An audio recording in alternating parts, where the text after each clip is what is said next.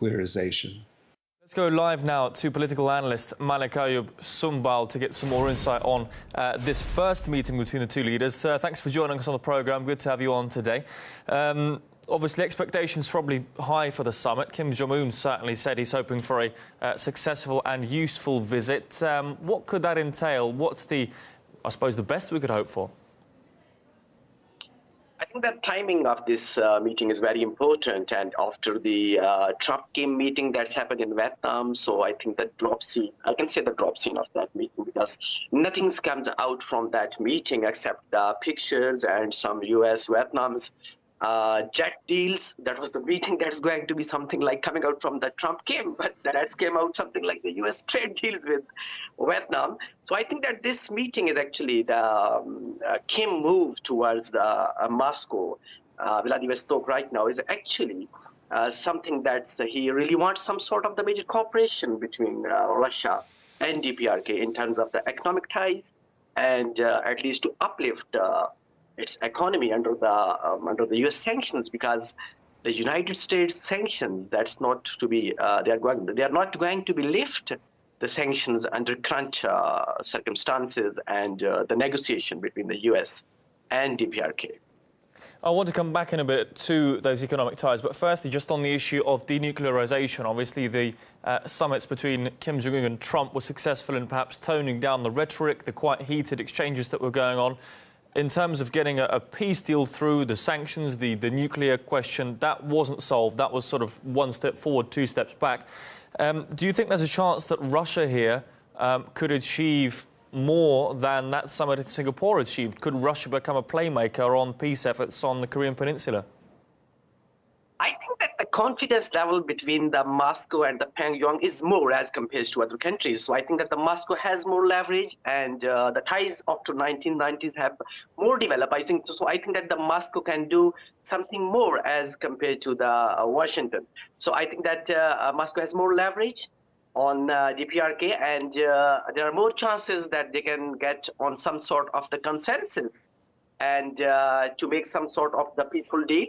But again, I will say about the when you say about the denuclearization of the Korean Peninsula. So I am being analyst. So I fail to understand that what this term means exactly.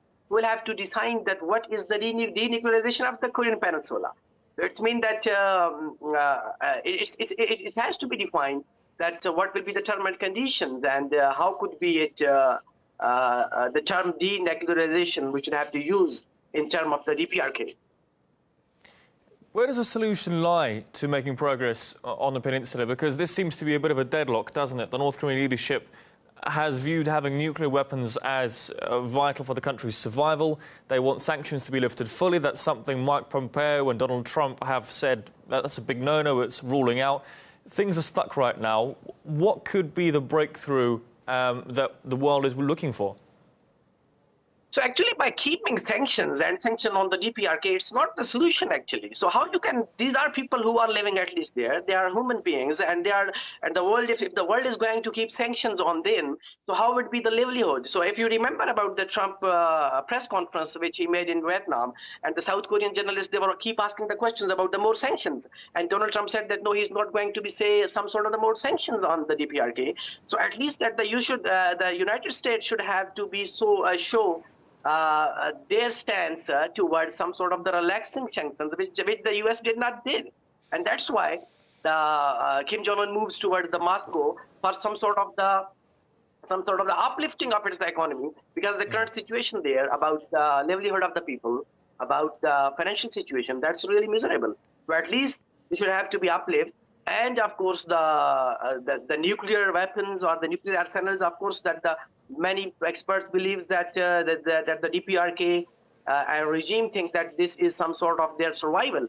So I think that the world should also have to be understand about the current and the ground realities of the DPRK and the people in DPRK.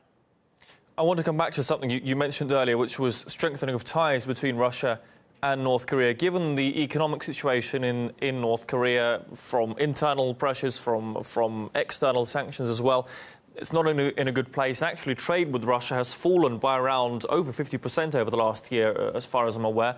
They're reliant on workers migrating to Russia, getting some hard currency in. Do you think this could serve as a trampoline, effectively, for reboosting those ties, economic and political, between the two countries? Of course, that will be a big shock to the U.S. because the movement that the Kim Jong-un moves towards the Moscow has definitely given some heat to the Washington, and if this meeting is going to be successful, and I hope so that it will be successful, and I think that the economic ties between the DPRK and Russia will improve, and there will be some sort of some outcome that will become in terms of the energy and the transport sectors between both the countries. I'd like to talk a bit about Kim Jong-un, because he's been in charge for a number of years of the country of North Korea, but he's been quite reclusive until last year when he had a few visits to China. He had that historic summit with Trump. Now he's meeting with Putin. Do you think this could be viewed as the North Korean leadership showing a bit of willing, perhaps opening up to the world, and really showing a desire and a process to sit down with other leaders and talk, which is at least more progress that's been happening over the last few years? Exactly, these are the gestures actually that is coming out, and the way he's coming to Vladivostok very comfortably in his train. So I think that is some sort of the gestures that show that yes, the DPRK is willing to have some openness, and they want some sort of the solution, and they want to try, because if you see the first Trump meeting and then the second Trump meeting, and nothing comes out from these two meetings. But despite this, there was a very speculation about this that the second Trump meeting is going to be cancelled, but that's happened actually. So I think that these are the gestures that yes, Kim Jong-un is willing to cooperate with the international community, with the neighbors, for a peaceful solution.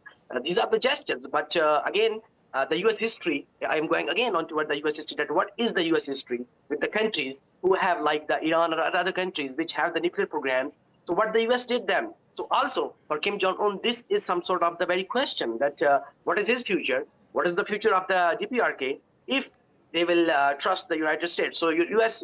history is not the trustworthy. That's some sort of the major concern of Kim Jong-un. Yeah, it'll certainly be interesting to see what results do come of that summit. Political analyst Malik Ayub Sumbal, thanks for joining us. Great to get your insight today on the programme.